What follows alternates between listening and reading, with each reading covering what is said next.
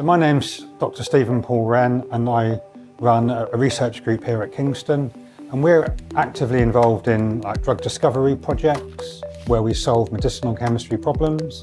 We do some organic synthesis too, and we develop novel chemical and biosensors.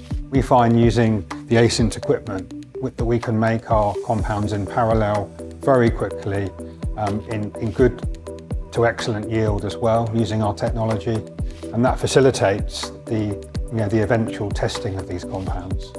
My name is Nathan Long, and I'm a PhD student within the Wren Group Chemistry Department at Kingston University, London. We specifically chose the dry syn and condensing products that Asynt offer because they allow for easy, fast and reliable use for organic chemistry. The condensing allows for waterless refluxing, which means you don't have to rely on the fluctuations in water pressure or daisy-chaining in tubing between reflux condensers. The dry syn allow for the use of heating of 3 different round-bottom flasks at varying sizes throughout your chemical reaction. They also allow for effective use of heating and therefore increasing sustainability, being able to heat 3 reactions at one point. I've always been impressed with Asynt's products, and using them here at Kingston University to fuel my research has always been a no-brainer for me.